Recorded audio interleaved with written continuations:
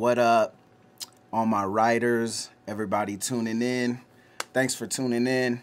Meanwhile on Earth podcast.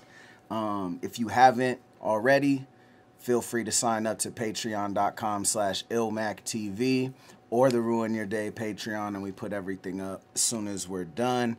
And everyone that is signed up, thank you very much. You keep this show running. I'm here with Frak. Frakavelli is in the building. What's up, man? It's good, Familo. Yeah, so I saved daps. I didn't give you daps earlier. Yeah, I noticed that, bro. Because the first one has that impact, you know what I mean? Exactly. Really showed a lot of power, brother power there, you know what I mean? Rap brother power, you know what I mean? Yo, so earlier I watched the LimeWire movie, which is like a visual album, right? Yep. Like Beyonce's Lemonade, like minus the cultural importance, you know what I mean? Well, you know, don't sell yourself short. It's up there. It's got like... You know? It's like Beautiful Dark Twisted Fantasy, the Hype Williams joint, and I had the same Lemonade Phoenix in the LimeWire movie, but I cut her. She didn't make the cut. Yeah. I noticed some of the the rapping in front of graffiti shots were probably just replaced shots of the Phoenix. Right? Hip hop. The train tracks were not available, so we hit the graffiti wall. That's fire. What made? I mean, I don't know. Stupid generic question, but I'm curious. Like, what was the inspiration as far as just doing a full visual, complement to the album, to the music? It's a good question. I did I only make music that I want to do music videos for. Like, I'm not the type of dude to make like 100 songs like Lil Wayne an album. Like, I just do everything I make. I want to have it be like music video quality. So I had the goal to do a music video for everything. So RYD Radio Volume 1, that was me.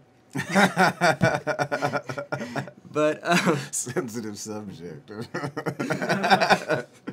No, honestly, it just happened hella naturally. They just all happened, and I think the concept behind LimeWire was like LimeWire early 2000s when everything was hella accessible. You know, I feel like that moment in the internet is like when everything, you could literally download anything from the internet, like at all, and like the whole world is at your fingertips. And a lot of it wasn't what you thought you were downloading. 100%. I'm like, 100%. LimeWire. And that's like kind of the idea behind the samples too, because like all those like early like 2000s like slow jams that I would listen to and like slap at the bar mitzvahs and shit, like I got those off LimeWire, and then we sampled like those songs, like Pretty Ricky on the Hotline for that song 5 a.m. And we sampled a bunch of that era of music. And that's fire. Yeah, so that was like the kind of double meaning of it, and like a lot of the songs are like Rick Roll joint kicking it off. Rick Roll joint kicking it off, and we sampled a couple other ones. We sampled I'll remember them when they come to me. But all those combined, and then the topics were all about like when that accessibility changed, like how relationships changed, how like fucking like there's a song about gentrification, like how like physical space changes, like all the shit that changed with that change of technology. And then all the music videos kind of touched on that. So I was like, how can I have like a through line that connects all that? Right. And Avocado had already done like 3 music videos. I had a couple with the Moist Mob, and then a couple I did myself. So I was like, fuck it, I'll just make a movie for it. That's fire. You touched on something that I noticed, like, watching the project, listening to the album, which is, the almost every song is like a concept-driven song, and that's something I feel like is more and more of a lost art nowadays, you know what I mean? Like, a lot of album, like, it's just like, it's a vibe, and they'll be just general things, but just like a unique concept driven song in general is kind of few and far between, I feel like, for the most part. Is that something you set out to do with this project? I know that's something you kind of do in general, but was that specifically with this project, like, I'm going to do almost every song will be concept driven? Yeah, I think that's always kind of been like the way I write. Is just, I'm like a very conceptual writer.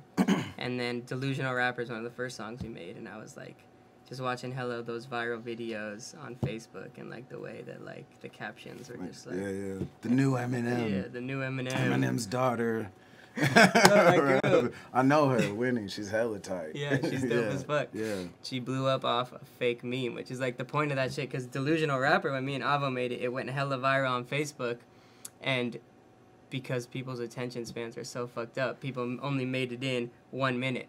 So then they thought that it was me just actually being hella, like, they thought I was like the Eminem, the new Eminem, like flame emoji flame. They thought that was really the video. They didn't understand the satire. So most of the comments were like, basically like, fuck, this dude's not the new Eminem, like, Marshall Mathers, fuck, like, that's the GOAT, you know what I mean? There's a bunch of angry Eminem stands, which is furthered, honestly, made me happy because it furthered the concept of the video, kind of talking about like this age of we don't have attention spans, so they didn't even make it that far, and like the comments to me were like even a part of the like art installation of the thing, you know what I mean? Right.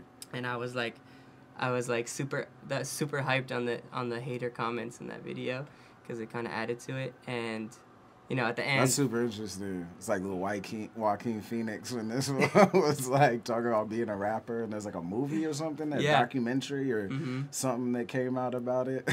You're like, is this full serious? And I'm sure it's almost the same thing where people took, you know, to the internet and become part of that, you know, satire in itself. Yeah. So then when I made that shit, I was like, I want to do more things like that are like social experiments and shit. But then... now I feel like I'm almost like moving away from that and like moving towards more of like the vibey shit just to like experiment artistically, you know what I mean? Because I feel like I know how to like make a immortal technique, like, you know, Joyner Lucas. Like, to me, a lot of those things are like super heavy handed and like corny, and like I'm trying to move more into the like just playing with melody and shit like that. I don't think I've ever made like a immortal technique like song about like raping my own mom or anything like that.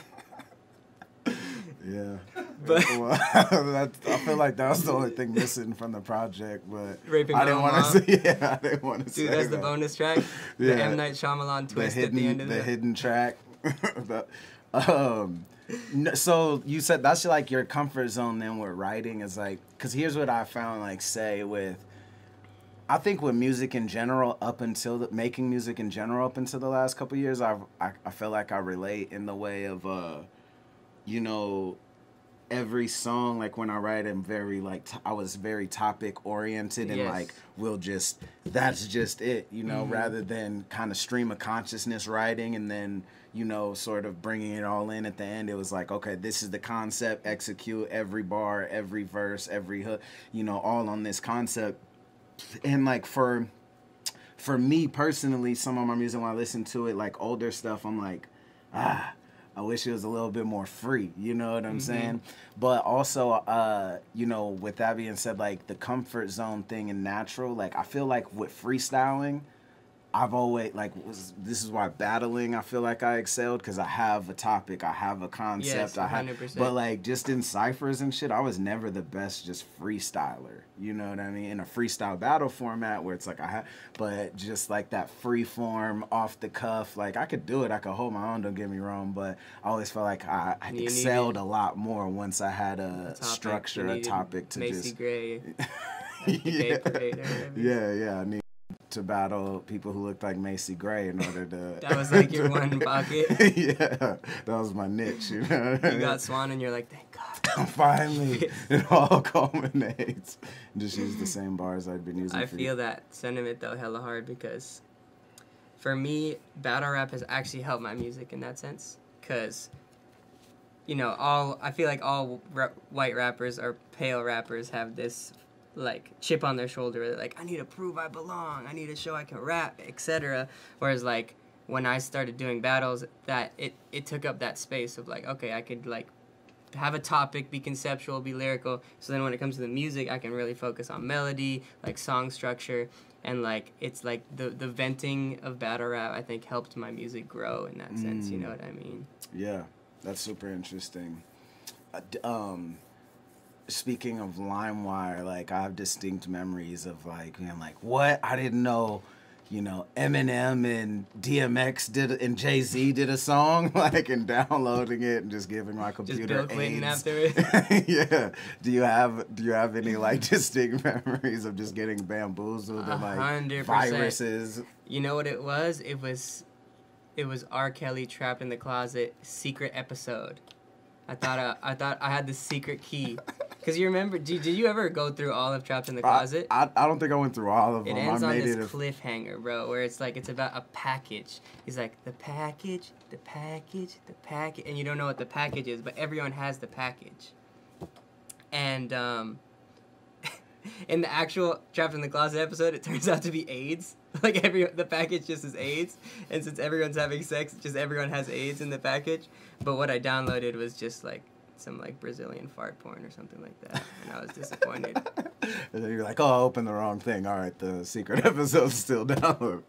It was like the Pulp Fiction of AIDS. Like the like cliffhanger, like yeah, what's in the briefcase? Maybe that's what it is. Maybe that's AIDS. Well, you know how they like open the case and it's just there like gold glowing off. 100%. Maybe that's what it is. Yeah, it's just AIDS. That's what AIDS looks like, right? It like glows.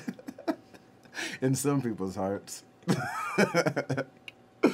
But speaking of LimeWire, bro, I got ILLMAC the new LimeWire merch. That that's fire. Holla told me to stop doing it with my name on it because he's like, no one's gonna buy Frak shit who doesn't know what Frak is. So my name's on the back. Unless they're like, you know, pro like dangerous drilling for oil or something. Which isn't my brand, you know what I mean? Yeah. I got invited to an anti-fracking conference in Ohio. Like they were gonna fly me out and shit. But I was like, you're going to be disappointed. The song's called Hydraulic Fracking, but it's just about how lyrical I am, man. That's hilarious. Good looks, man. Hell yeah. Where do you get this? Where do I get it? Where can? Oh, just slide in my DMs at FrakDMC, frakmusic.com. You can, like, order it officially, but... Good looks, man.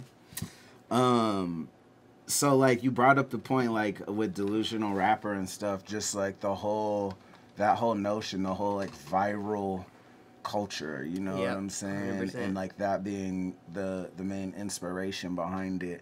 Like, how do you like?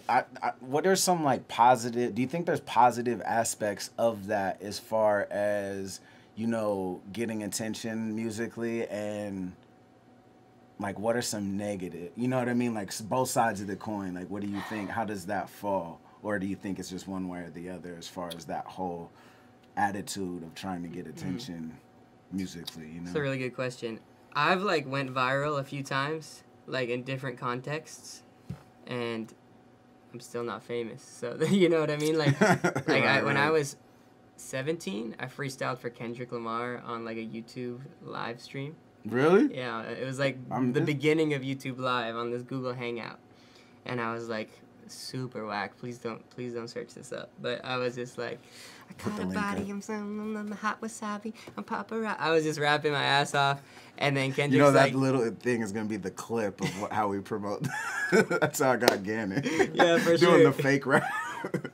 But go ahead. Damn, Gannick needs to come back, bro. Those horrorcore raps fucking shook me. The game's been missing him. Game's been missing Gannick's horrorcore raps, bro.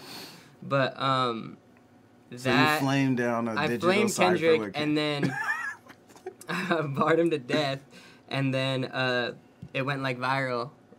Cause afterwards he's like, "We gonna sign you," like kind of like tongue in cheek, but everyone's like, "Oh fuck, Kendrick signs this white boy off like Google Hangout," like that was the thing. And then he looked over at Top Dog and he's like, he's like, no. J-Rock you just lost points on your next album. J-Rock shows the gun in there. Absol's like, get some bars. He's like, why not? But then I said some shit that was like hot wasabi something. I rhymed it with some shit, and then Kendrick used the same rhyme scheme in Control.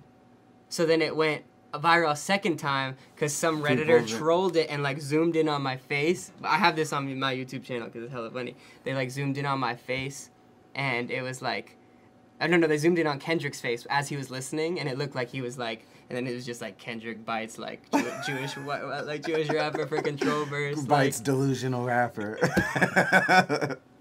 That's fire.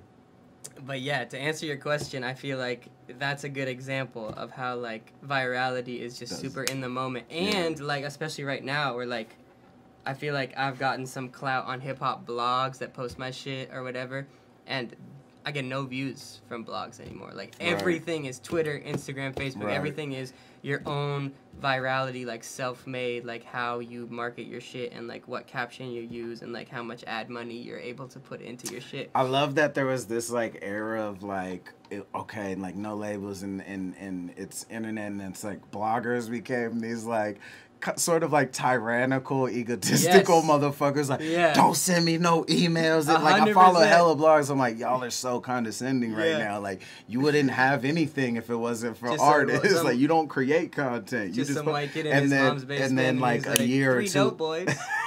Right? And then like a year or two later, they got like nothing. Like, no one goes to blogs to listen to music no more. Like, that's...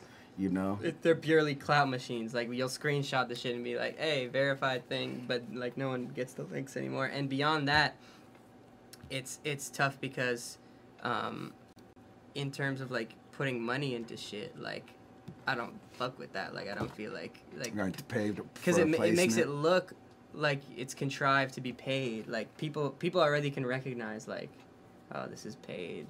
Like. It's an ad. Like, I don't want to fuck with that. Right. So it's more about just making shit that you know people will fuck with. And now Spotify and Apple Music have become the kind of labels, you know what I mean? Yeah, like the digital distributors. The power is in the streamers and, like, the playlist makers. So there's still some type of tyranny from it, but it's, like, different. Yeah, definitely there's always going to be that, but it's that whole nature of with technology where it's just a microscoping evolution, you know. It's like a shorter time span between each sort of jump in evolution as far as how we make and distribute art, you know, especially music, you know, but I think movies and content in general falls within that. But I think it's like the movie Waking Life, and there was this guy and he's a crazy professor. I don't remember. I always butcher names and shit. I have like terrible memory. I remember vague ideas, but he was talking about that in the movie Waking Life. He's talking about like he eventually talked about like it microscoping down to singularity and all these things, but like AI. And you know, uploading. I don't know. It's an old movie, but point being, bro, when like, AI hits, SoundCloud rappers are gonna have a field day, bro, because you can just upload shit straight to people's minds. You have to have like a pop-up blocker, like a spam blocker, like chip, like a McAfee, like spam blocker, like injection. Can I get my SoundCloud rapper injection? You gotta like get it every fucking 6 months, or you gotta get a subscription for it. That's fire. It's a good idea, actually. Just getting spammed mentally. We're gonna be the first AI rappers. Besides AI rapping. Sorry for making you cut that, bro. Speaking of like viral and everything, a fan wanted me to ask this, and I'm actually curious. So like Draymond Green, the joint. Yeah. That was played like at a Warriors game. Yes. Tell me more. Tell me that story. Dude, it's a hilarious story. So, I made the song Draymond, which to me was like more of a Bay Area anthem than a Warriors anthem, but I kind of used Draymond's like kind of like tenacity and hustler spirit to like talk about the Bay and like people from the Bay. And then I was just like chilling in Oakland, and I had an hour before I had to teach. So I went over to Mr. Fab's Dope Era store just to check it out. And Mr. Fab was in there. He's like, oh, my boy Frak. Like, he recognized me from some battle shit, I think he recognized me. And he showed me this song he had recorded with B.O.B., which I still don't even know if it's out. And it was like, oh, shit, that's Flames. I was like, can I get the aux cord? Can I show you something? He's like, yeah. So I showed him. We had a rough cut of the video. So I showed him Draymond. He was like, this shit's fire, bro. He's like, I'm going to show this to Draymond tomorrow. I'm like, what? He's like, yeah, that's my cousin. And I don't know if he meant cousin like biologically or like in the Oakland sense, probably is what he meant. But like they happened to be going to a barbecue like the next day. So I linked him, he showed Draymond. Draymond said, like, Draymond was like, I saw Mr. Fab, like, later that week, and he's like, he was skeptical at first, and then he was listening to the bar, he's like, this white boy's insane. Like, that's what Draymond said about the song. That's tight. And then the Warriors DJ, oh, fuck, I should remember his name because he really hooked it up. I'll think about it in a second. But he played it at the finals game. Like, the first time it ever played was at the finals against, like, this finals against the Cavs. That's wild. Game 2. And it was, like, just the hook. Like, I'm Draymond Green, so it's more like for everyone to, like, repeat, I'm Draymond Green, and we had, like, I sampled, like, Marv Albert on the song, so it, like, sounds like a announcer, like, I'm Draymond Green. That's sick. But, and I still have no proof it happened. Oh, yeah, I was gonna ask, were you there? I wasn't there, I didn't get the, how did you hear about it? They tell you? The DJ told me he was gonna do it, and then, it was actually, the DJ is FLO's cousin. So FLO was at the game, and he's like, yeah, he spun it. That's sick. So, it was just, like, hella serendipity and lucky. But I still haven't met Draymond to tell him that I am him. Yo, just moving. That's fire. Nah, that's super sick, man. I know the DJ, like DJ OG1 in Portland. He's like the Portland Trailblazer DJ, and he's always like, it's totally the opposite of the glorious story you told, where he's like, send me music, I can play, and I just have it. Does? No, I just yeah, I don't know. What joint would you send? Idiot. I don't, Draymond. At the Trailblazers game? Yeah. Draymond Green. Played in the Warriors game. It's just like CJ McCollum just doesn't really It doesn't have the same ring, you know? I'm Yusuf Nurkic. Just all mispronounced it on the hook. Did I fuck it up? Nah, I think that's actually the right way to say it in English. Speaking of, like, viral culture, or actually, quick question, I think someone asked this too, and I was curious, you know, why LimeWire? Why not, is it Kazaa? I always said, I feel like I said Kazaa for years, and then someone told me it was Kazaa, and I switched to, or why not Napster? Why LimeWire? Napster, holy fuck. LimeWire was the one for me, you know what I mean? I think it comes back to, like, I feel like that was the first one, too. Like, that was the first one that blew up. Really? Did it blow up before Napster? I feel like... Well, Napster was legal. Napster was, like, you had to pay for music, right? Then? Am I tripping? Nah, I don't think so. No, Napster wasn't on some bootleg shit. Yeah, I think that was the start of it all. Napster got a lawsuit against it, and that's why it went legal, yeah. Oh, okay, so it did go... Metallica thing. Okay. Yeah, I was still pretty young. Like, I was still, like Googling Britney Spears naked on my mom's computer. But LimeWire was the big one, you're right. LimeWire was the big one. Like, jerking it while, like, it loads no, not even pixel by pixel. Just, like, out of curiosity. You know what I mean? Yeah. Pixel by pixel. Yeah. I remember when I was hella young, I was, like, the first one to get a computer in my house. And, like, looking at porn, like, for one, there's no fucking watching a video. Not on dial-up, not on what I had, at least. Yeah. And so it was definitely, like, JPEGs. And they would take so long to load. It was like, all right, got the top of the head. We can get going here. We can work with this. And then it's like 2 minutes later, like a chunk comes in. 2 minutes later. We got some forehead, baby. Yeah, I got some. Okay, I can see the lips. Now we're cooking with grease. Let's go. Oh my goodness, bro. Those are the days, man. By the time you get to the neck, it's a wrap. It's a wrap. Like, oh, damn it. Should have let that play. Those are the gold. That was my LimeWire. So what would your album be then? Were you too OG for LimeWire? Nah, actually I fucked with LimeWire. I had them all. I had like probably Kazaa or Kazaa or whatever. Serious Jones Part 1. Yeah. That was definitely the material I was looking up after everyone was asleep at 3 a.m. Hang up the phone! Hang up the phone! He's about to get head on the bed! Just switching between Mook's narrations and those pixels loading tab to tab. Yeah, like God, they're both just. It's all. Smack! Why'd you interrupt him? We were almost there. God damn it. I love the battle rap. Like, there's been so many battle rap instances since then. Like John's whole shit about against Big K, where he was like, "I was watching you versus RYD, getting some slow head," just like. Which, without the right, punctuation and commas, that could be a really weird thing No, to say. I think he meant it. There were no commas in that sentence. Yeah. I think he needs a battle on to kind of like Yeah, get he's him like, going. I was watching you getting head while battling RYD. That's weird, man. That's a weird thing to watch while you're preparing for this battle.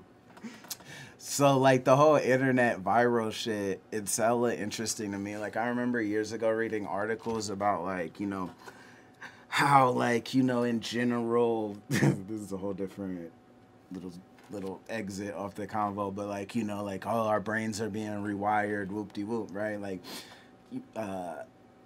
for one, it's, like, referential intelligence is more important, meaning, like, the ability to look stuff up. You remember I used to have like numbers memorized back in the day because you had to dial them. Now you just click a name. It's like I don't know anyone's number except people that have the same number of when I used to call them on the landline. You know what I mean?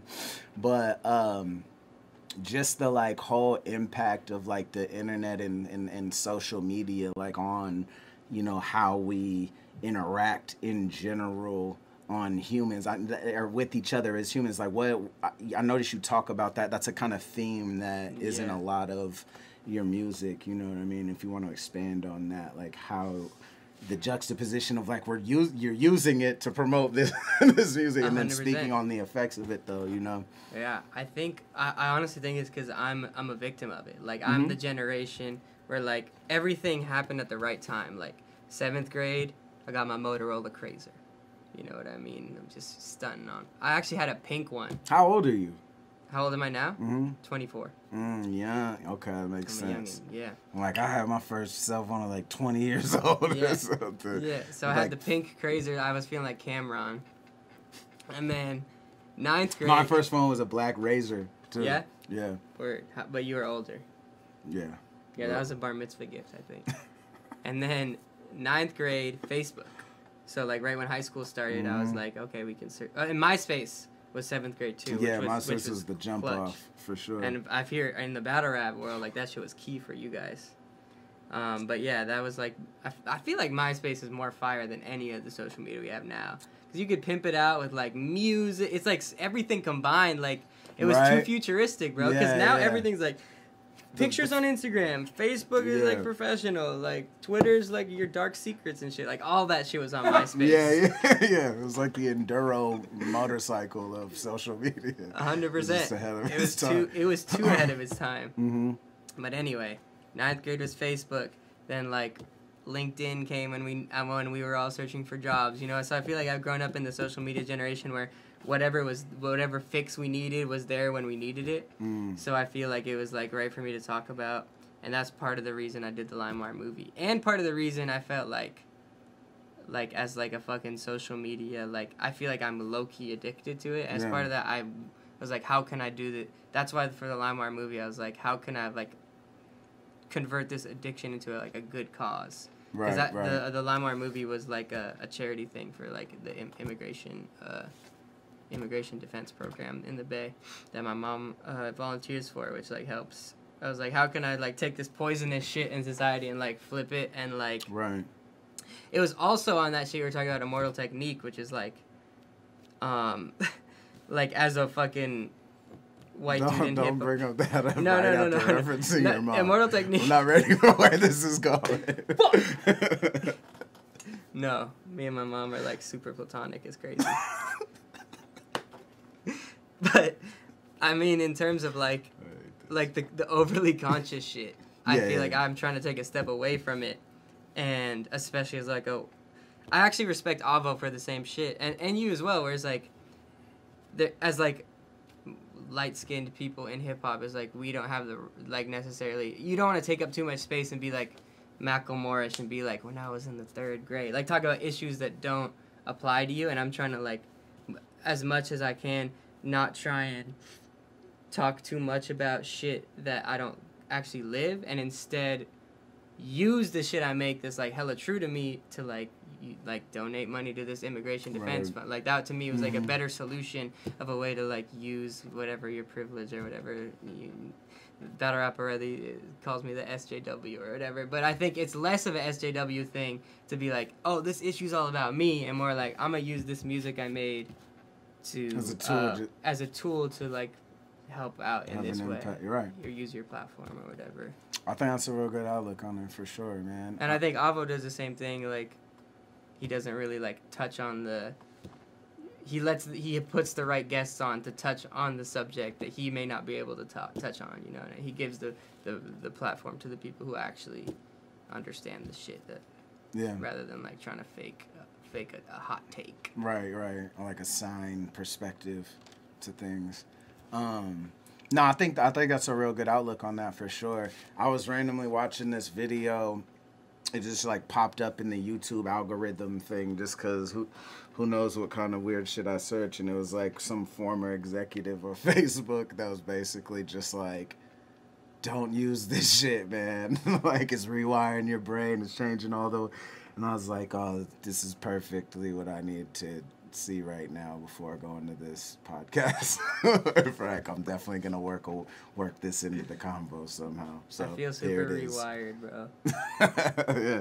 No, I mean, I remember, like, my memory has always been shit, but it's definitely worse now, you know? That's how the brain works anyway, right? Like, if you don't need to store information, why would you, you know? Like, I know people from, like, the city, I'm from Portland, who, like, have been to a place 1,000,000 times and, like, GPS their way there, you know what I'm saying? Just because why would you need to remember or think, you know, for yourself when the internet's there? It's got 100%. Our back. It's not got our back, bro. Did you hear about that shit in, like, Japan? Where, like, robots the AI shit? Yeah, like 29 scientists or some shit. And the one... Right. And we're going to get to the bottom of this. Is that real? Is that fake news? We had a fight about this in Orlando. If it's fake or not. So I got it posted on like Anonymous Tree Seeker or whatever, right? So I looked up the chick. She's a legit journalist. Linda, whatever, I forget but it. All of her journalism is on conspiracy theory. Wow. So it's your call, right? Well, I mean, there's got to be some sort of confirming of this, right? There's got to be news articles or something about this. That's the only thing I found on it was from her. Damn. Right. And she was That's like even deeper on the point, though. It's like... Right. She's like, this is her delusional rapper music video talking about robots killing 29 people with metal bullets. And she's like, keep it. Like, they're just going to upload a 1-minute clip. They're not going to get to the end where I'm like, and by the way, psych! Nah, I'm just joking. It does cut off, too. Yeah, for sure cuts off. She's like, and that would be a crazy movie. But imagine what happened at the actual event. Imagine what happened in the actual movie starring Will Smith. Yeah, like, what was she talking about? It was something about, so, like, a robot... They, like, had taken apart, like, 3 robots or something. The fourth one was, the fourth like, one... For show on Facebook. It linked up to a satellite, looked up ways to rebuild itself better, and then started rebuilding the other ones or something. And he for sure, like, looked up all the scientists on Facebook and LinkedIn. He's like, which one's worth murdering first? Like, he was like... Trolled them. Yeah. Like, sent them spam. Sent them an LOL before killing them. Catfished them. Showed up all fatter Swiped than right they were. The Tinder. robots were in their actual picture. Fire. That was the real crime. The catfish? The catfishing. It was hers. She got catfished is what it is. Linda's got vendetta. Linda's like, that robot was... Your robotic had pecs abs in the looked... picture. Yeah. Turned out the shit was just, like, super flat and, like, metal or whatever. Hell hath no fury, man.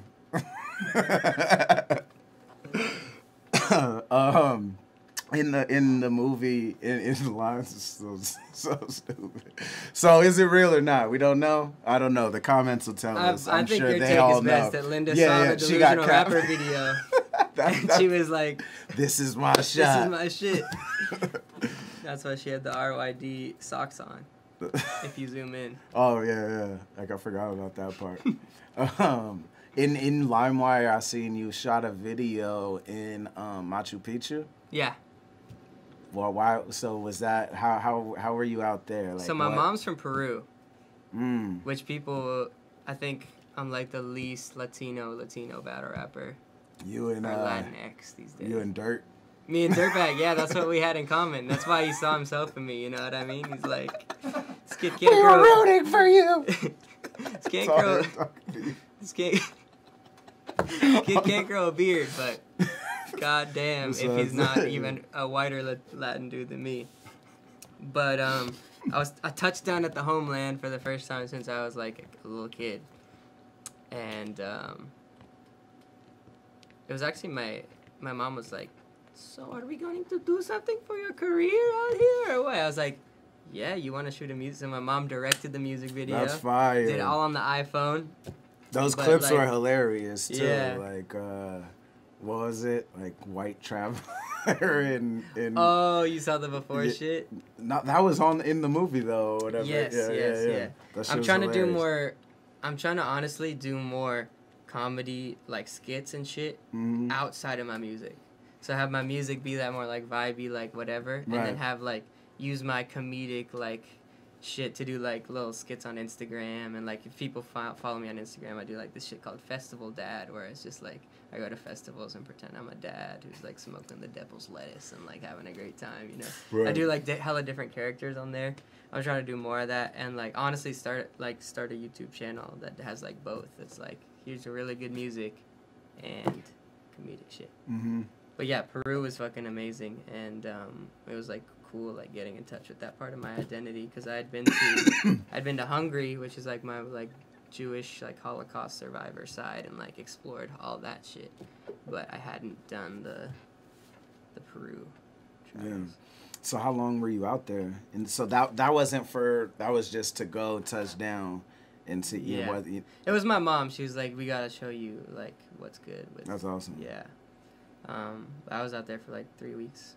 Man, some highlights from that, like how you know. Yeah. For the food, I think I would put Peruvian up against any culture. Good, man. Like Yeah. we got seco, ceviche, lomo saltado. Like the desserts are super fire. Like everything just tastes better. Like the corn there is like way better than American corn. Mm-hmm. That was a highlight. Then we did like Cusco, Machu Picchu, like that, like the like tourist shit, but like we did it with like on a more authentic, like with a Peruvian homie type shit. So we got like the real like non-propaganda, like. Is that where you shot some of the video? Yeah, too? we did Cusco and Machu Picchu, and then just Lima, just like meeting some family I hadn't met before. But yeah, it was like. Did you do ayahuasca, bro? No, I didn't, bro. I'm super bad at. I'm really bad at hallucinogenics. Yeah. Yeah, my brain is too much of a dark place to unravel. Yeah, every time I do like mushrooms or whatever, there's always like definitely within the like whatever 6-7 out whatever it is, like 20 minutes where I kind of just cry by myself somewhere, or where I definitely kind of just step away from the group and then be like, I'm the worst. Dude, son, boyfriend, friend, like without even everything. touching. Like I just go into a place where I think about I should call my dad more. I should do this, and I'll just like cry, and then like I'll see. Not now though.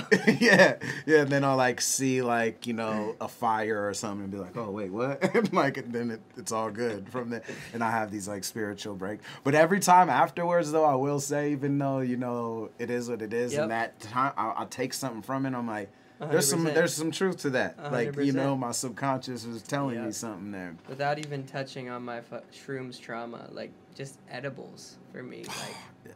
Edibles are worse Edibles than are shrooms worse, for me, bro. Edibles are worse than acid for me because. Yeah, same. I did edibles in like sophomore year of high school, And it was because alcohol got banned from prom, like they breathalyzed us. So then we did edibles to like overcompensate. But we tested it. We're like, we don't want to like humiliate ourselves in front of our dates, so let's try it the night before at the choir concert.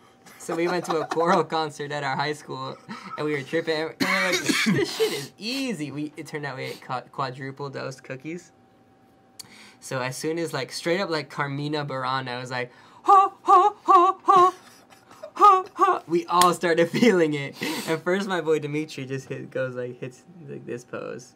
And then my boy Lucas, it hits him next. And he thinks he's in a first person shooter. So he's just in the corner like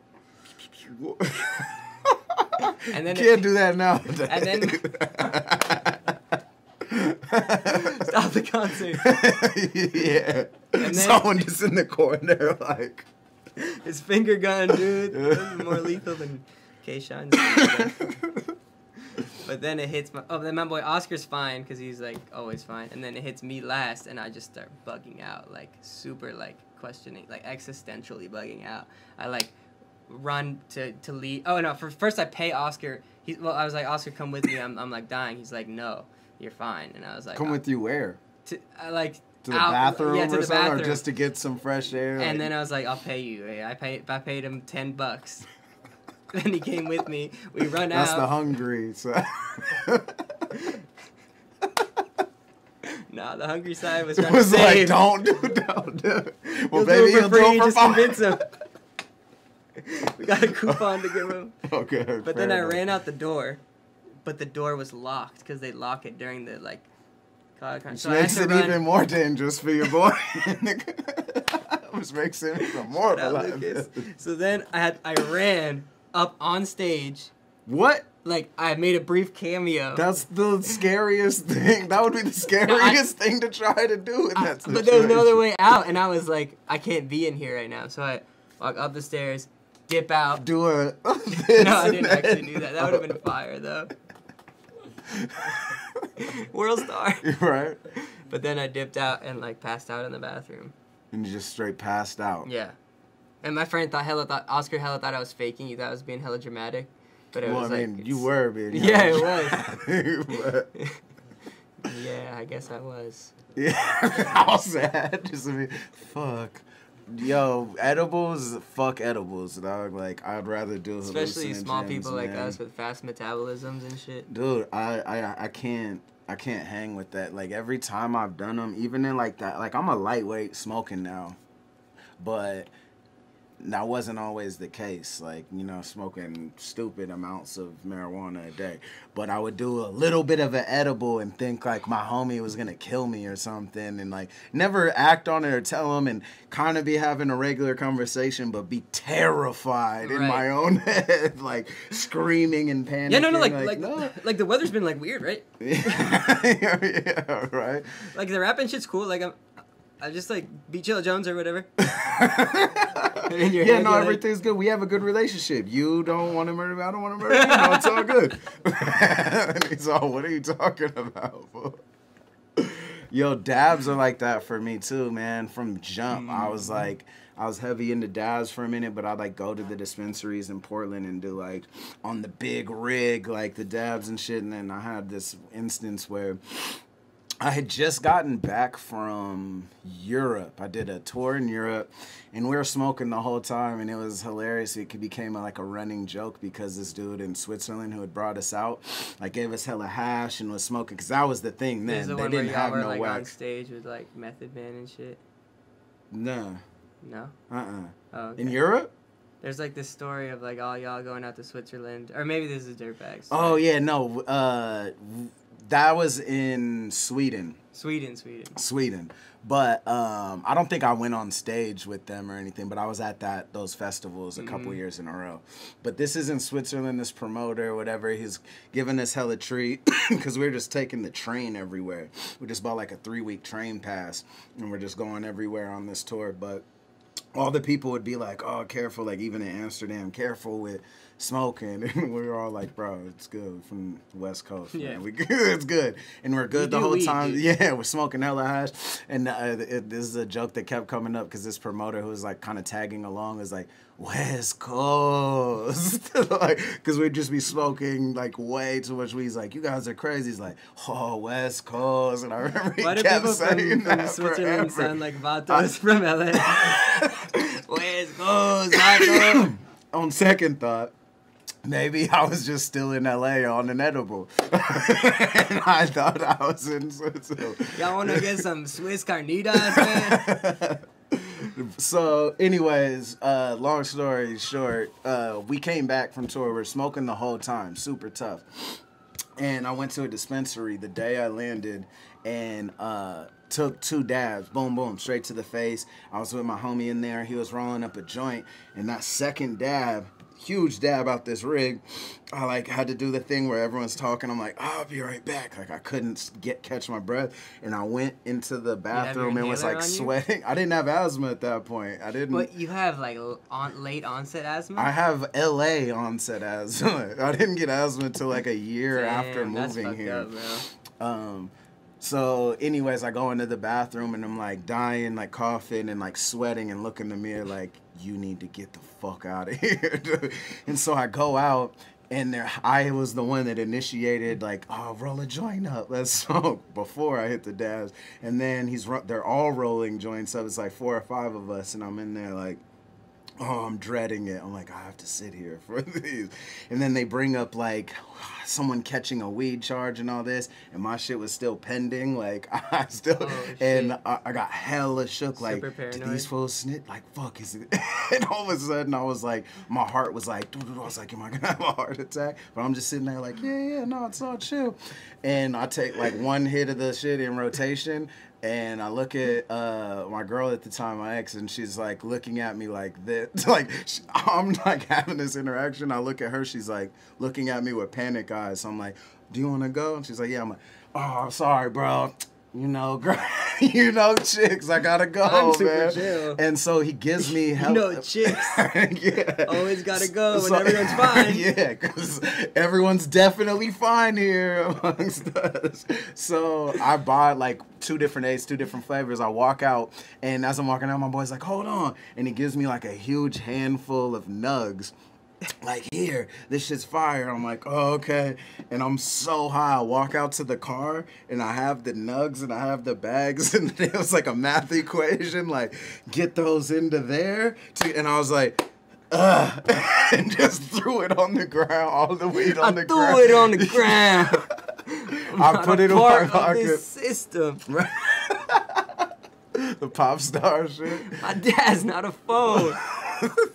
It's your dad. My dad's not a phone. That's so good. Pop Star is one of the best comedies in the modern Jay said era, the same man. thing. But so, anyways, I drive. I get 2 blocks, and I come to like a 6-point stop. It's You're literally driving. and I'm driving, and I'm like, okay, my house is that way. I'm like, but I'm taking a right turn. I was like, this is a math equation I cannot solve right now. I took a right turn. I hit a gas station. Was like, I need to just take a break, and I just couldn't drive. I ended up getting back in driving, but I was like swerving hella bad. Like I couldn't figure out like, okay, focus on gas, Right. like keep that steady. Oh shit, there's traffic. Okay. Right. Oh, there's cars over. Oh, steer. Oh yeah, gas. I'm letting. Like it was way too much information to like Dude, process. now that you describe it, driving is dabs. crazy, bro. Dude, So many multitasking. I've driven on like at the end of a mushroom trip and stuff, but this felt like a really drunk hallucinogenic trip on. And when I got home, I just was like, I just want to go home and be in my room. And I just went in my room and turned the lights off and just laid there for like 2 hours, and then I was Without cool. your girl, just Yeah, I was like, no. I was like, and then it was so bad that all I could think about was like, they snitched, like, oh, I got set up. Like, this is the worst thing. But it in a was Swedish prison. all off of dabs, Like man. living a real life Bender bar. I'm still here in the Swedish prison. Dude, any Dirtbag Dan show episode where I'm like silent for like a good half an hour is because we did dabs before. And we were in Slab City. Yeah, man. That shit is definitely fucking hallucinogens for me. Like that and edibles, I like gave up. I have another really bad dab story I won't get into it. It's even worse than that. Worse than that, where I literally like woke up on a sidewalk type thing. But so I was like, all right, I'm just gonna stick to the real thing, to flowers and car pollution in LA. So yeah. Fuck that shit. So you didn't do ayahuasca? No. Oh, is that how we got started? Yeah. Epic. Fire tangent. That is fire though. I just wanna travel more. What other places have you been traveling? Hungary. Machu Picchu. I go to Toronto often because my Peruvian family like moved to Toronto, so I've been to their bar mitzvahs like the past 3 times, which have been lit, like crazy bar mitzvahs, like Peruvian bar mitzvahs? Yeah, we'll see. They got the Peruvian machismo. Like I gotta prove to everyone that we're the dominant like branch of primos, but also like the Canadian. He gotta prove he in the bar mitzvah. That's fire. Damn. Meanwhile on Earth, bro. You like just wrote my first round for. I'm not a nice guy. I'm meanwhile on Earth. That's gonna be the tagline for the show. Right? Anyway, Toronto, Peru, Canada. I studied abroad in Spain, which was cool. Lived with a Spanish family. Like learned how to. I was like, my host brother was like this like juvenile delinquent who like was turning around his life and becoming a chef. So like me and he like taught me how to cook hella like paellas and like shit like that. That's super fire. Yeah, that was a really dope experience. Other than that, Haven't you been to London? Oh yeah, spin the mic. Yeah. How was that? It was cool, man. I fucking got knocked out in the first round by the dude I went on me and Caustic had a plane together. We like super like ILLMAC and Thesaurus like planned to like shit together to like say you guys, but yeah. Yeah, but like the best 2 on 2 teams, but like better, you know what I mean? We just planned like different things to say to different people, and then like we forgot to do anything for each other, and then he happened to spin me, and then like I won, but like he won. That's the fucking worst, dude. I used to always go to battles with my homie David, like way back freestyle era days. He would drive, and we'd go like drive 5 hours to like Bend, Oregon or something, or wherever the fuck, and end up, first round, you guys battle each other. 100%. Like, God damn it, same shit. Yeah, but London is sick, and I hella want to go back there. Mm-hmm. Like that was your first time out there? Well, yeah, that was my first time in London, and I definitely want to go back there soon. I feel like my style of battle rap hella fits with the scene out there, and I feel like there's a lot of people out there who would make dope opponents, and I've been talking to the folks at King of the Dot about the world dom over there. Oh, so sick. Yeah, anyone you guys think I should battle out there, tweet to Organic and King of the Dot who you think it should be, because I'm super excited to get back there. The scene was dope and everyone was hella like friendly. You versus Chris Lease could be funny. Chris Lease just battled him out there. Well, when we're in Manchester at Premier Battle League. Definitely, there's a lot of fools I'd battle out there. I'd battle like Quill and Marlowe and any of those tongue-in-cheek ass dudes. Yeah, that's fire. So, in the vein of like battles and experiences, our fan actually wanted me to bring up Tourette's and the freestyle, like break down Tourette's. A lot of people might not know what the legendary Tourette's. When I was young, I did this shit called the MC Olympics. So it was like kind of like the freestyle Olympics that Eminem and Juice did, but like for young people. It was more like on the spoken word scene. So like those big spoken word slams had like, here's our side competition for rappers. So I won the national of that when I was 17 in Philly. Let's go. Yeah, and then Jamie DeWolf was there at the prelims during the Bay prelims, and he is like L. Ron Hubbard's great grandson, super pivotal in the battle rap. Like if you read this shit right here, he's super pivotal in like battle rap and West Coast shit. And ooh, give me that. Oh shit. But then he saw me there. He's like, we need you to battle Tourette's, and I was still on my like, I don't battle like conscious, like I'm positive, you know what I mean? And then I went there, I spit a song at Tourette's, and then when the freestyle battle came, Jamie DeWolf announced my name without, like, my consent or whatever. So I went up there, first battle, I'm up against... You got lyrically me too.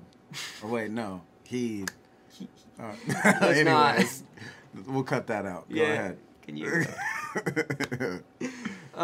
lyrically, dude. But then I battled the champ there, Cam, who was fire. But I super like hit the underdog like shit and won. And I was like, damn, battle rap is fire. Like, I was already a huge fan watching the shit. How long ago was this? This is when I was 18, so I was still too young to get into Tourette's, but Jamie like got me in. Mm-hmm. And I was a big fan of the shit, but I'm never gonna do that. And then as soon as I like battled, and I was like, oh, I'm really just collabing on a song with some dude in a freestyle battle. I was like, oh shit, this is amazing. And I did I've been doing Tourette's like ever since. And since then they've added like, obviously the rappers are way like not as good as like back in the golden era with like Thesaurus, Tantrum, Bo Rat, like all them. So I've like, it's kind of like an easy paycheck for me. It's like part of my like salary at this point. But I've been beat though, for sure. I'm not that good at freestyle battling because I'm not really good at thinking of mean things about people. I'm really good at freestyling, but I'm not good at like freestyle battling. It's like the opposite. Yeah. Yeah, we were talking about. So it's because of your dick. I'm addicted. to hip hop. to lyrics. I'm addicted to lyrical. To lyrical? Yeah. But then they added this shit called the Freestyle Olympics, which is like, they give you like, it's like a PowerPoint presentation of images you gotta freestyle about. And then, like, I had to freestyle. You have to freestyle battle a villain. So I freestyle battled the Night King from Game of Thrones. And then I freestyle battled, like, then like, the crowd gives you suggestions. What were bars? A couple of bars for the Night King. Oh, I had a cold one. My closer was crazy. What did I say? You think... I forget the setup, but you come into the Bay Area, we fucking you up. You say winter is coming, but this is the summer of love. That was a haymaker at Tourette's. That was fun. But then the crowd like threw out suggestions. It was like I had to be like Kanye giving himself a pep talk in the mirror or something like that. So there was like it was like a very like, but like that type of shit is like my shit, like freestyle, just like natural like thinking of shit off the top freestyling. Like Sharon, Chef Trez, anyone. Come to Tourette's for no money and battle me there, because I will win. What did you say about, what was it? What's a bar? You said the Kanye. I forget, bro. Actually, you know, Jamie has the footage and wants to send it to Avocado because he also has a bunch of old, like, legendary freestyles he found on a hard drive. Fire. So you'll be seeing that on Ruin. Well, if Avocado lets it pass the fiery bridge, you'll see it on Ruin Your Day. That's fire. Nah, so weren't you on a legendary weren't you on a run to like beat who had the Source has like 9 and I got 8. You got 8 and then you lost the 9. I lost to like this girl who like came with writtens about me, and like. Were you like this? Were you doing the old school? I was trying, but no one knew the symbol, dude. It's new breed of fans, but no, I definitely. Because if I would have got 9, then I would have had to battle Thesaurus, and that wouldn't have probably been a good idea. Yeah, he's a motherfucker, that's for sure. That boy is so quick. It's like trying to argue with him on Twitter. Like, just don't. Don't do that. Don't do it. Or even just in general, like I remember one of the most entertaining things, like, is on Angry Fan or something, or I can't remember what battle blog. But Quest, right? Yeah, the legendary Quest. Did he call in or did Quest call in to his? Because it called. I don't know actually. Yeah, it was like I think it was Quest McCody having. Was it with Angry Fan too? Yeah, on Angry Fan, like some interview and like saying some shit about the source. I don't even remember the context, but like the source calling in and it was bad. I remember tweeting like, "This is the worst 3L like I've ever seen. Like this is terrible." And I'm sure it's like, you know, my memory is so terrible, but about like I'd kill him in a battle or some shit like that. You know what I mean? But arguing with him in general in real time. He's got everything. He's got photographic memory. He's like very well researched. Like he keeps very in tune, and he's just like a douchebag. So like all those three things combined, he's like you can never beat him in an argument. No. Like why do fans even try? Yeah, I don't. It's fans or battlers. It's Battlers always too, bad. sure. It's always bad. Shout out A Ward. Right. That was so bad. Saw the light. Battle with bricks. Yeah. That shit. That was this year, right? That was earlier in the year, right? It was 20. Was I it haven't battled 2017? this year. Yeah, it was 2017. End of the year. Huh? It's October. Oh, Oh, damn, damn. I'm tripping. Yeah, I haven't battled for more than a year. That was a great battle, man. I remember. I think I caught that one live, or I remember us talking before that battle Yeah, too. I I hit think you in up. sparring You were because I had a doing battle. You had iron. Yeah. I was prepping for iron. At the or was it Chilla? No, you had iron, and Is it iron? because that was World on LA. Oh, okay. Got you. Yeah. You're right. My fault. Anyways, that battle, I think is kind of underrated in general, but that third especially. But let's just break down that battle. That's a super fire kind of overlooked battle in the scope of things. I remember there was hype around it. I was surprised how how actually like looked it was because Yeah. like it was supposed to be a GZ battle. I mean, I knew it was not gonna be because I knew we're both like very good, but it got top 5 KOTD battle. It got a watch. It got a champion. Who did the watch? Do you remember? Geechee and Coffee Brown and Lush. Yeah, and Lush. Fire. So it was it was a watch, it was a champion episode, and it was a top 5 KOTD battle. So it got the push from like Champion doing media. too. That's tight. Yeah. Yes. That's a really good battle.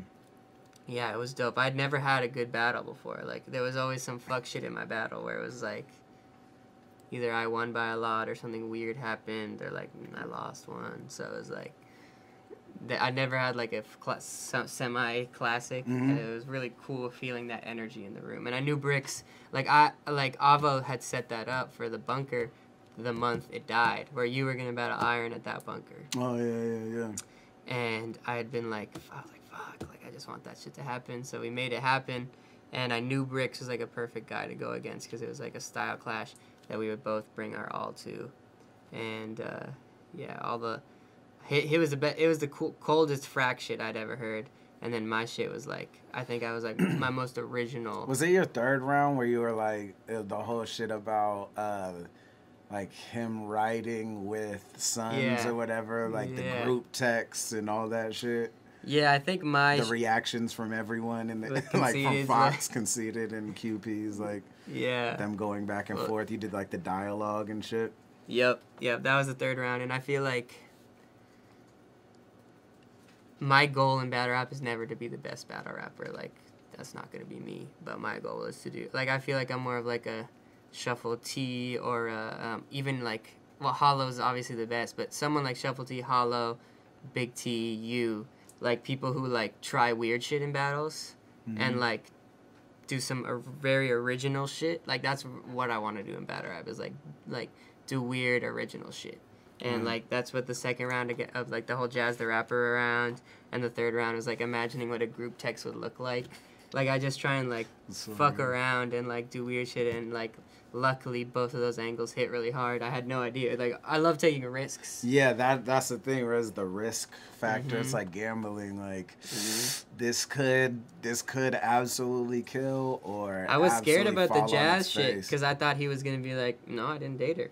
But there was a whole video of him saying that he did on Rap Grid, so I was, like, hoping he would confirm. And at first he was like, no, I didn't do that. And then some dude in the crowd was like, 3-0 Bricks when I said you dated Jazz the Rapper, like saying like that's fire that he did that. And Bricks was like, yeah, like saying like, yeah, I did do that and it's fire. And I was like, oh, thank God he admitted it now. Now here it goes. I was like, for sure it is fire, and here's what I'm gonna say about it. Because him being proud of it goes way gives it way more weight behind it. That confirmation. That's one of those things too that you just hope for in battles that you could never really like playing like the big Gerald or those other to where Right, it's like right. these things just have, or like how you know how sometimes order plays a big part. Yes. Like, oh my God, he just said a line. I have a somewhat similar line. I'm gonna change 2 words and it's a rebuttal. It's a mid-round rebuttal, bro. Yeah. That was big in that battle because John happened to be there and not on screen. So when I said John, you believe in the Holocaust now? He came on screen. I got to say it to his face, and that was like super, like serendipitous and set up And a he's battle. like, still no, the numbers are inflated. Dude, and that Buy set up some Amway. that set up a battle with me and him. Like King of the Dot booked that battle. I guess I can say that now because I doubt it'll ever happen. But like politics, I hate it when battle rappers say politics because that just means like things haven't gone your way and you're sad about it. But there was an event where I was gonna battle John, and I don't know if it'll happen now because he like had a debatable with Hollow. But Who do you think won that battle? Hollow, bro. Yeah. Well, it depends if the Holocaust happened or not. I guess I'd have to. No one can know that, Yeah. you know. The numbers were inflated on Hollow's rounds. Yeah, they said 3-0. But I think John's still down because I think he really wants to clarify his like thoughts on the Holocaust, Mm-hmm. and that's a mistake. But if he's down to do it, a league should set that battle up for sure. Ruin your day. Exclusive. Quiet room.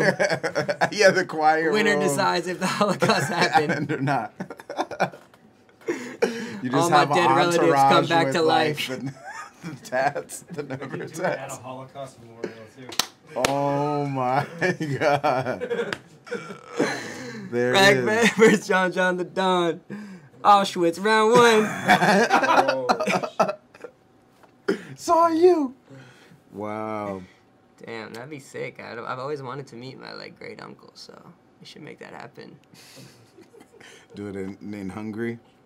You had like this. I was looking on. I feel like it's Daily Spice, and you have multiple appearances. That's what I'm on talking about. The fuck shit. Like Bricks was the only battle which was like well, I guess not because I have the Daily Spice of everyone like pulling my shirt. What? Oh Every yeah, battle, some everybody. wild shit has Essam, happened to or me. who was it that really like? Is it Essam? Well, it was like Cody, Reverse Live, Fredo, and Dan were behind me, and then Essam out of nowhere hit me with the doo-doom, doo-doom. Oh yeah, all the way up and then just fold. So you have like at least 3, right? So you got the cops interrupting you. Cops interrupting me. The vape rebuttal. Vape rebuttal. That one and the That bricks one. battle. Is that it? You probably Yeah. got more. Probably got more in the tuck. No. You're like the Daily Spice god. Daily Spice God. Daily Spice rack. The vape rebuttal was so good. You know I was what's like, crazy? did they plan that? Dude, everyone thinks it's some conspiracy theory, but nah. But the funny thing is that wasn't even a rebuttal. Like, that's just my natural reaction to smoke. just, yeah. Like, anytime smoke comes on film, it's just like instinct. Like, I Right, whip it out. But then I was like, Whip the blicky out. as soon as I whipped it out and hit it, I knew. I was like, okay, this is going to go over. There, you wow. Ooh! When the aerosol. No, but then I hit it with like swag. I knew it was like, so I was like. And, like, Yo, blew it you back in his disappeared in face. that Yeah. cloud too. That was like what made a it fat way vape cloud. better. Yeah. I think the bigger the cloud, the bigger the douchebag you are. I think is the golden rule. The bigger the cloud, the more clout you have. Yeah, the cooler you are for sure. Yeah, that was fire. We were talking the wildfire freestyle or whatever, and you're like, "Fuck, I should have hit my inhaler like at the end or whatever." 100%, I fucked that up. That was a rough week for me. Goddamn.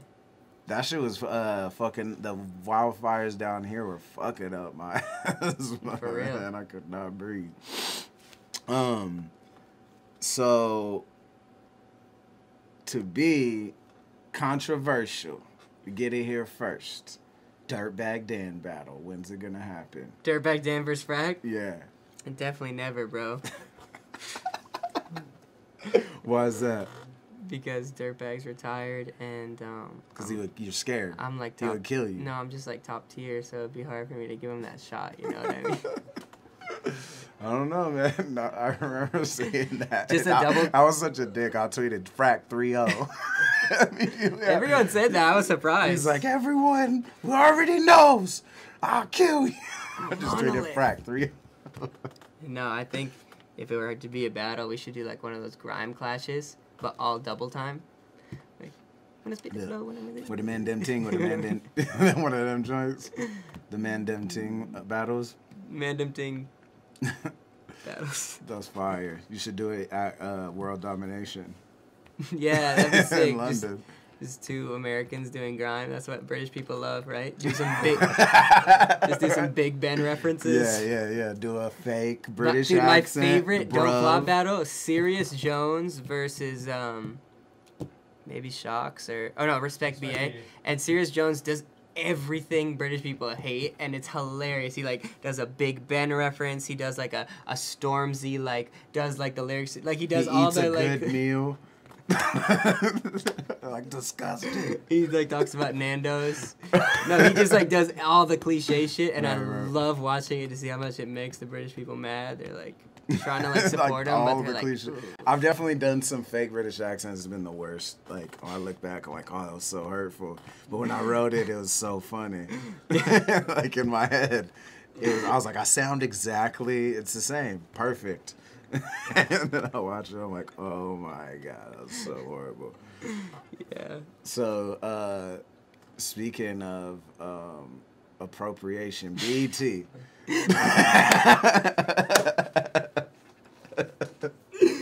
Dude, your transitions are next level, bro.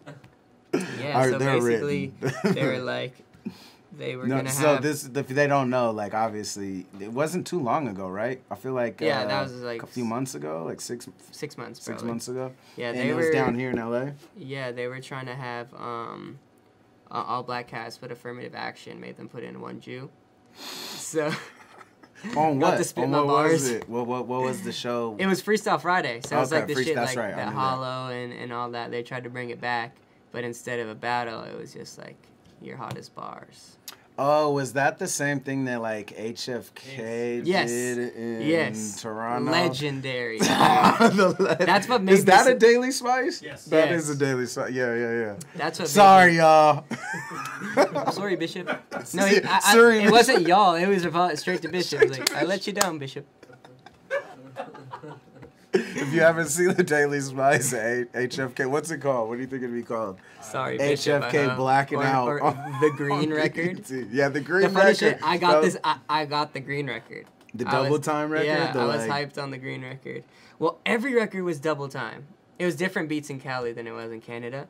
But like I had prepared this whole like thing to do. So you go up there, you choose a record, like blindly essentially you're picking your beat. It's like a lottery or whatever.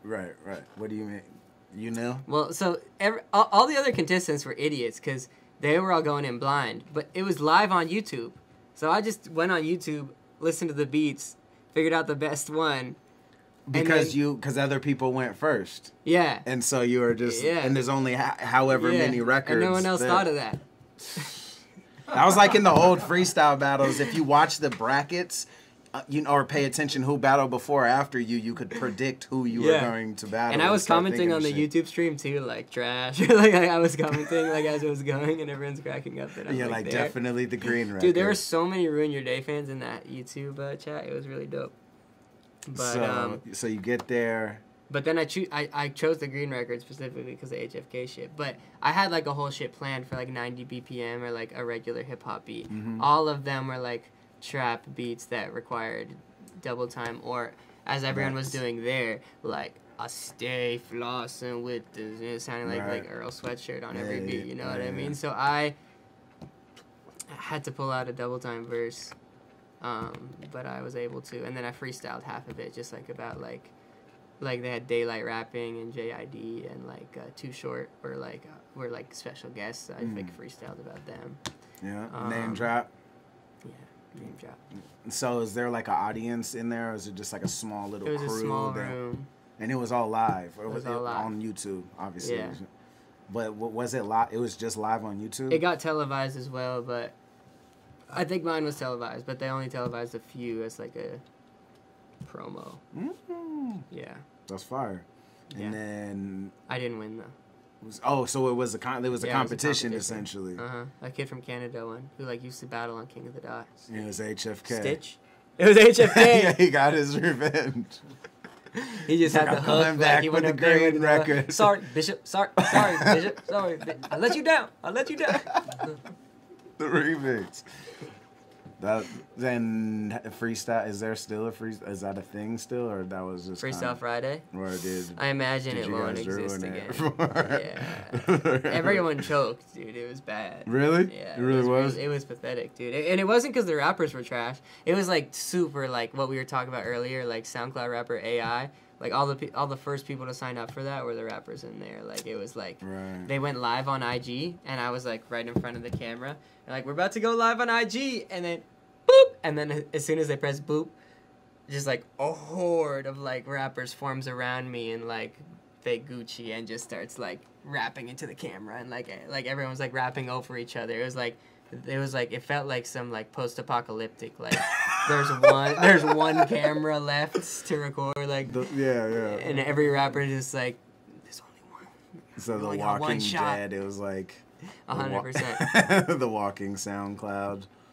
Oh, that sounds worse. That sounds worse and than the and then they were killing it on that cipher, but then everyone choked because of the double time shit. Yeah, just different cadence. That's the one thing though. Like a lot of those beats, you don't have to like. It's hard, and it isn't necessarily my like first go-to comfort zone. But like I found this, at least writing and stuff, this middle thread you can do. You know what I mean? It's almost like you know, Drake does it a lot, where it's like you rap like it's a boom bap beat, and it's just like threading in this middle loop, rather than the like couplets or triplets thing here, or going hella slow. There's this like general kind of middle threading that you can hit Drake on those does that beats. really well. Yeah. But off the cuff, or trying to just fit it on the spot, like that sounds stressful to me. 100%. off rip for sure. I also wanted to ask you about, just in general, like the origin story, Frak. Origin story. Yeah, well, where I kind of touched on it already, but like where are you? Oh no, I didn't actually. Okay, so I started young. Right. So I started like 13. That was when you started rapping. And I started writing. I started writing. Yeah. Started rapping and writing 13. Did you freestyle first or did you write first? So basically, I was on this Kanye forum, right? KanyeTalk.com. And it was me, and there was this other kid, ILLMAC, right? And me and him were the wackest. Like everyone else was older. People were making dope shit on there, and I pulled up my GarageBand. I was like, I want to make music, but me and him were making the trashest of the trash. But we so was it's a forum where you like a old like rap music where you would post shit. I imagine it's what like RMBVA was for you guys, and we started making, me and this kid ILLMAC, and started going back and forth. We made like a little like half a mixtape together. Like, you're whack, I'm whack. Yeah, exactly. And we would post shit, and they're like, y'all sound like bitches. Like we had hella two high negatives voices. equal a positive. 100%. Yeah. So this kid ILLMAC turns into this guy Kevin Abstract, who starts Brockhampton. Have you heard of Brockhampton? Yeah. Like one of the biggest rap movements ever. Right. He invited me to be in it back when it was called Alive Since Forever, and I was like, man, like I gotta make friends. Like I'm on this Kanye forum all day. Like I wish you the best, but like I gotta like kiss my first girl. You know what I mean? So I said goodbye. And then the moral of the story. Made the right decision. Definitely stay on the internet and don't make friends, because they're like on playing Coachella and touring everywhere. Yeah. This dude's, I don't know if you know any of these dudes, like Toby Lou, Graham Marshall, like there are a bunch of dudes buzzing from this site that we were all like hella young making music on. On the same, what was the form? What was the KanyeTalk.com/creative talk. So then I took my talents to real life, freshman year of high school, and it was like, we were like a super like diverse rap group. It was like one Blasian dude, one black dude, and me, the Jewish kid, and we were called For Real. But we were originally For Real because we had this Mexican kid in it, but he got expelled. So the fourth member was the music. You feel me? And there was a 3 as the E in Real. Why did we think of that?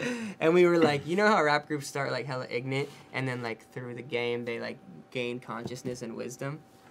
Is that what happens in the Bay? Yeah, in the Bay, for sure, that's what happens. Okay, no, I know. But My first rap group was Lyrical Militia, so I definitely feel you. And we're a gangster rap group. But we started, I'm saying we were the opposite. We started super conscious. Like, talking about shit we had no idea about. Like, I had a whole verse, like, basically advocating for communism before I understood what it was. I was like, I kissed my first girl. I kissed my first girl. We need one government. We need one world. You know what I mean? It was stuff like that. Yeah. And it was really bad. Well, I mean, one world government, like New World Order, isn't necessarily the same thing as communism. True. Know? Even Einstein advocated for that. Yeah, maybe I was just too advanced.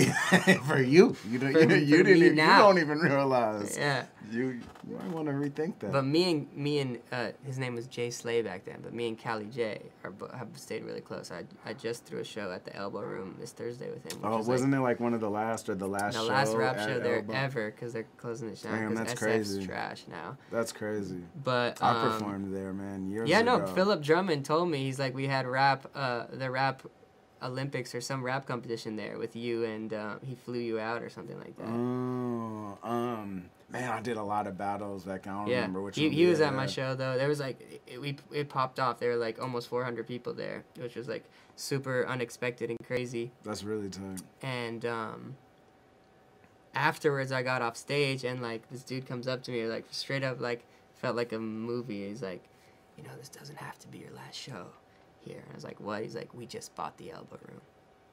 And I was convinced that it was going to turn into condos, because that's what everything's turning into in San Francisco right now.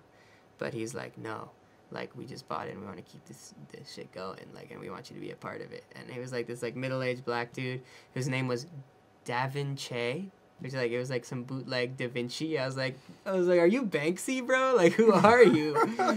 But I think we may have, I mean, who knows? Maybe they're gonna like spruce it up and turn into some bougie ass hookah lounge. In which case, I won't be performing there. But if they like keep it lit, because he said he was from Oakland, which was cool. So maybe we'll still be doing shows there. It won't be called the Elbow Room, but because I want to book you and Chase for a show out there for sure. Man, I'm super down. The crowds are really fun. Yeah, I haven't been to the Bay. I haven't actually done a show in, let's see, in like SF or Oakland. It's been a few. I've done like, I feel like last was like SAC or like Santa Cruz, like just the outskirts. Yeah. But I want to do one with you, and Chase and Blimes and her homie.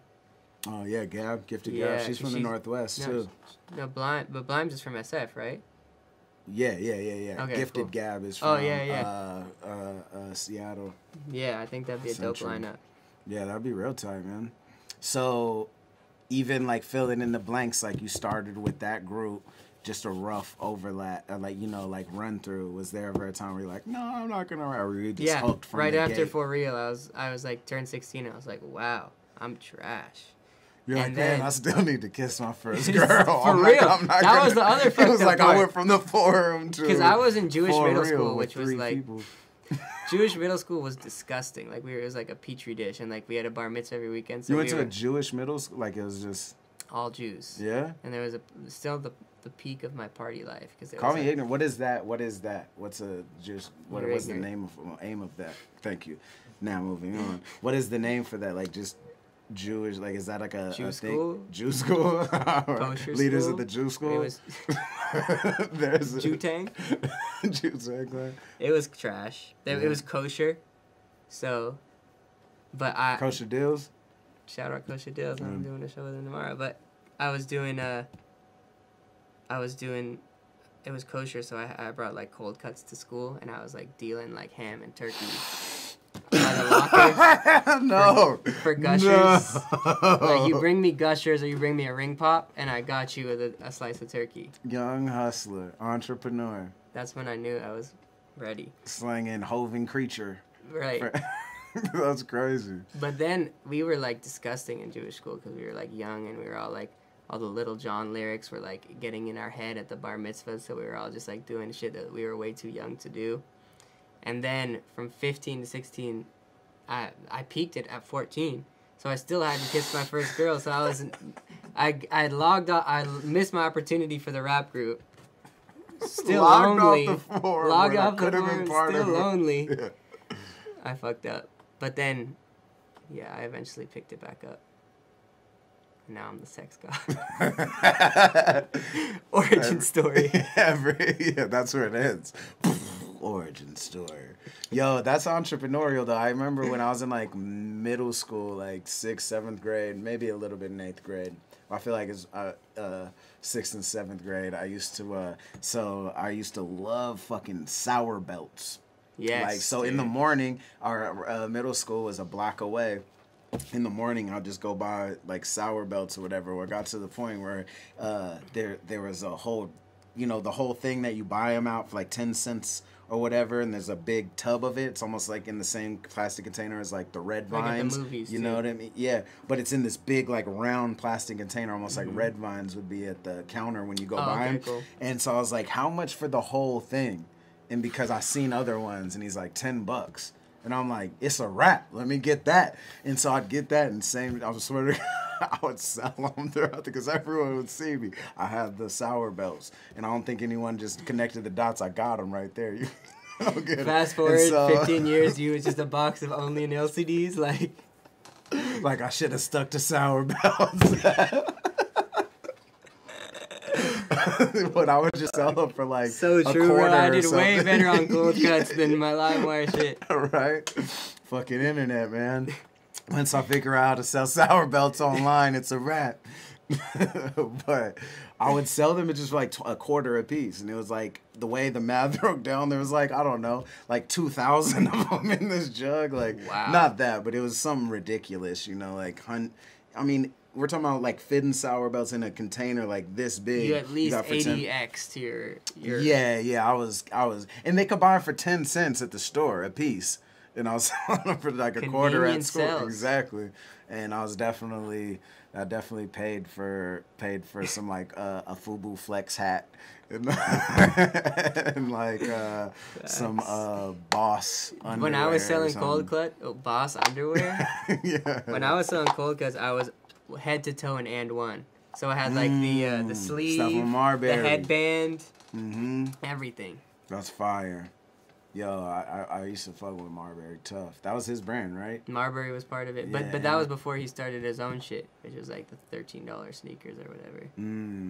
I owned a pair of Shacks at one point. Some Spalding Shacks with the 30. It might have been a 32, not a 34 yet, on the side. And they're like the all white, and I thought it was the illest shit. And I'm pretty sure my mom got them from Payless. It's like last year. Last year? No.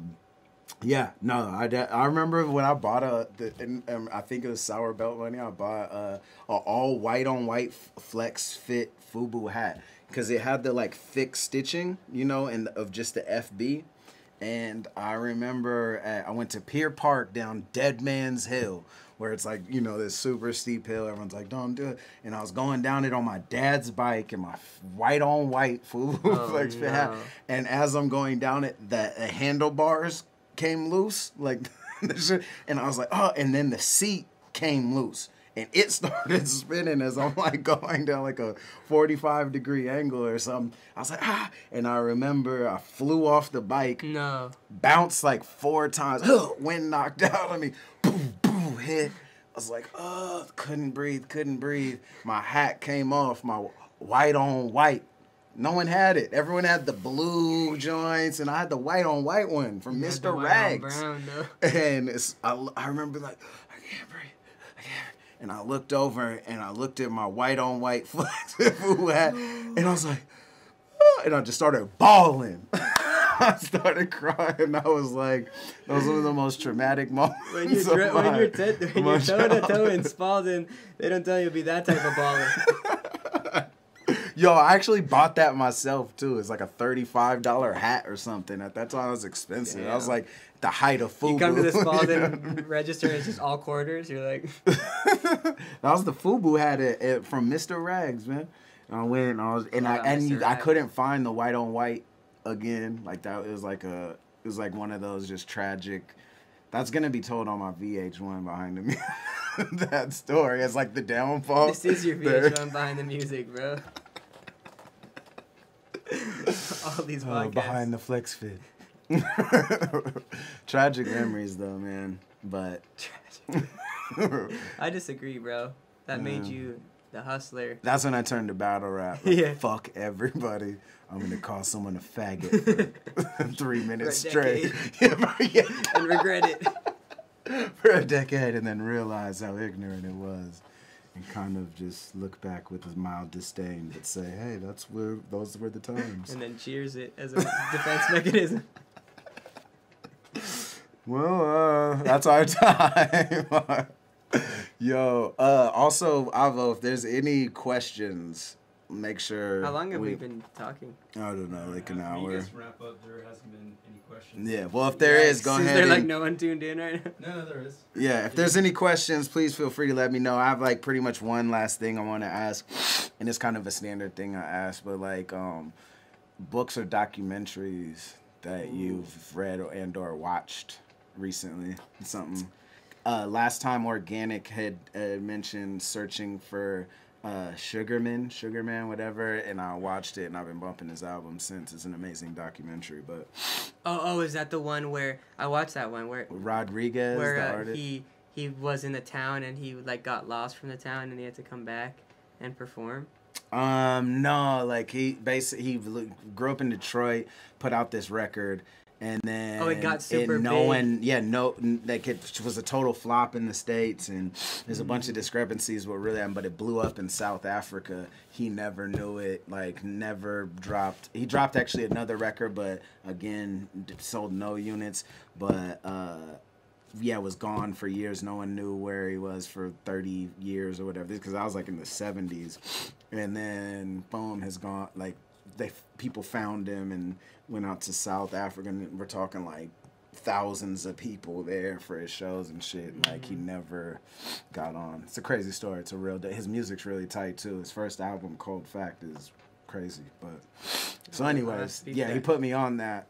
But books, documentaries.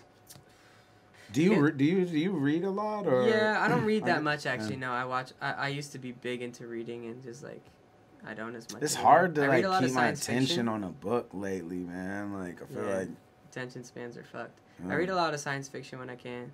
My dad's an astronomer, so really. yeah. That's why I said aliens was a good topic, bro. Oh. Talk about it. Aliens. But before I say that, the new Jim Crow and the documentary 13th. Hand in hand. Yeah. Both very good to watch, especially for watched battle rap 13th. fans. Because it's about how fucked up the private prison complex is in America. I feel like that should just be like Standard. guaranteed watch for anyone like growing up. Like you should be in history classes and all that. But aliens, bro. I love my favorite podcast is You and Satire. That's my favorite one, bro. You guys got we just so did, deep. We dude. just did a fucking. What is where? What is why? What is? What's a book? What is? You see this? Book? What the fuck? What is feel? Yeah. No, but honestly, Yo, within we- all that, we, it was actually fire. We just did a podcast that we didn't film or record the other day at Chase's house for like hours on fucking coke, just talking about God knows what. Someone said that about quantum entanglement and all sorts of weird shit. someone said that about Chase's studio, just everyone on coke making songs about weed.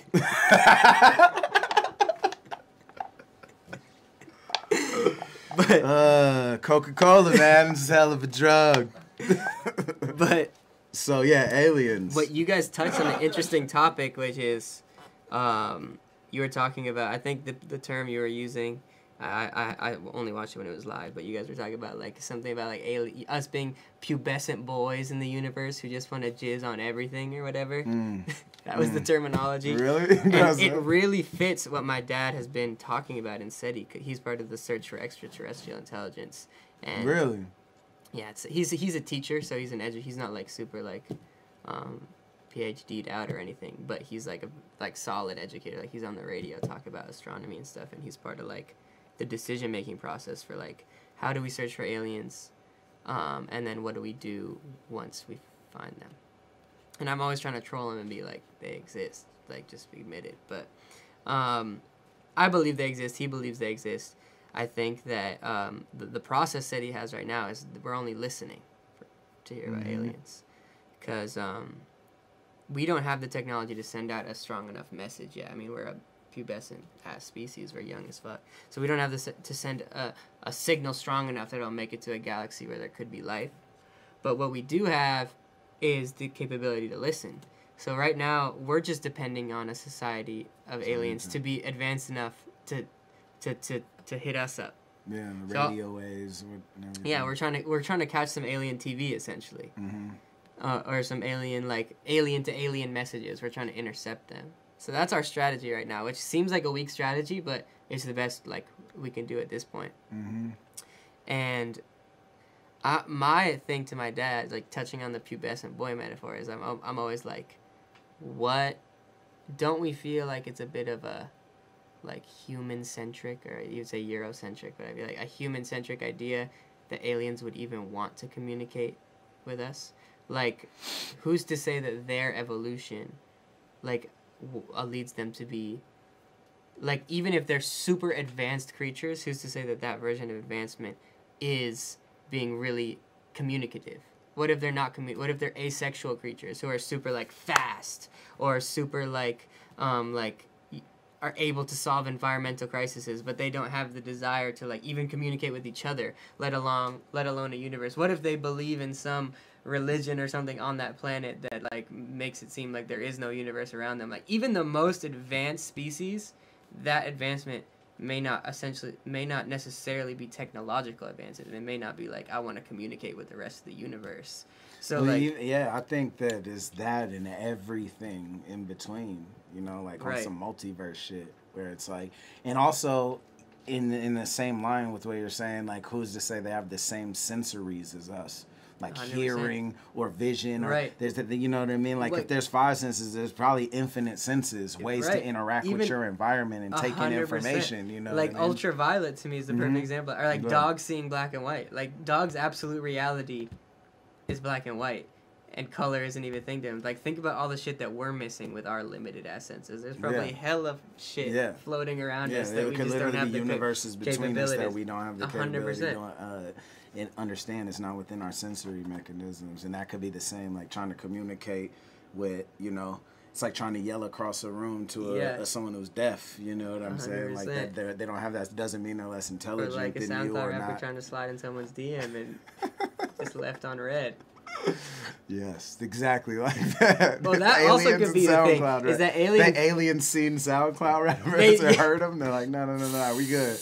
We good. They put up the pop-up blocker on our messages going out. No, that's for real a theory, though. That's a real theory that aliens... we've been spamming aliens. Yeah, or no, that they purposefully blocked us, either one, because they think we're trash, and they see our global warming and that we're gonna pit her out. It's not a worthwhile investment.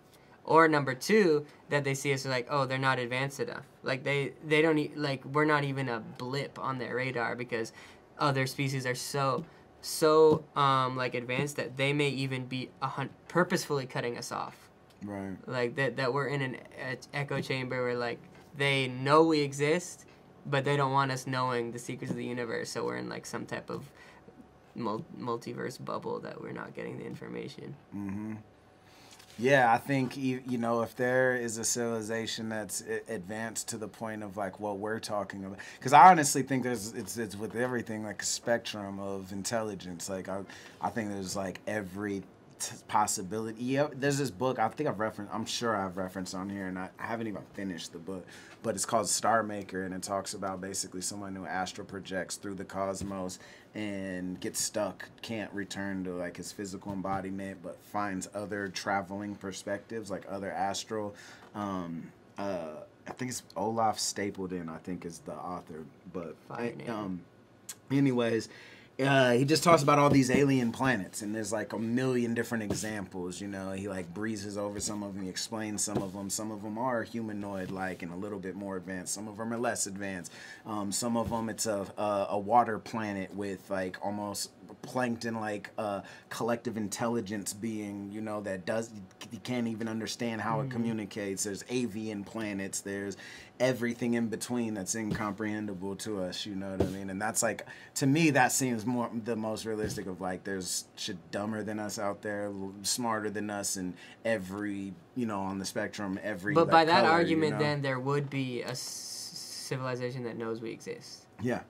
Because Yeah, and if there was a civilization, to me, logic says like that existed, first step be observation, right? Right, 100%. Like, okay, what are these fools over here talking about? You know what I'm saying? So how do they do that, though? YouTube? The moon, bro. The moon is a satellite. The moon is bro. flat. The moon is flat. Flat moon theory. You know that South Park? There's no such thing as stars, bro. Those are all just cameras. Just right there. Peeping us. The Holocaust landing was fake. Hey, the Holocaust was real, by the way, just so everyone clarifies. Right. It's like a Cabin in the Woods. You seen that? But with aliens. You haven't seen Cabin in the Woods? Oh, you got to see it. It's so good. But essentially, no, I can't spoil it. I don't want to spoil it now. But essentially, like, what I'm saying is they're all just watching. It's like TV. You see that in South Park where there's like a reality show?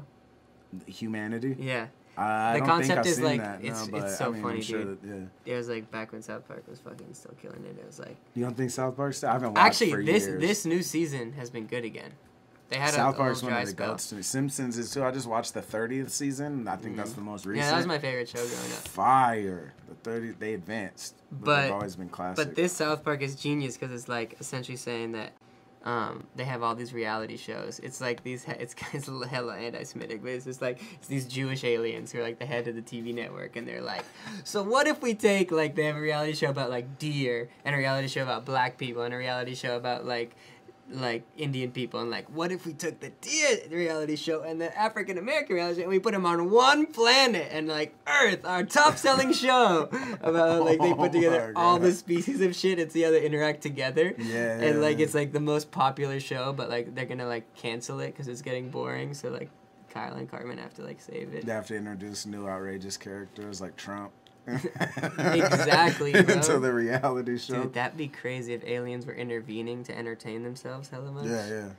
Trump is just what is it, like Men in Black, where it's just a tiny little alien inside. Sending Tekashi 6ix9. That's good.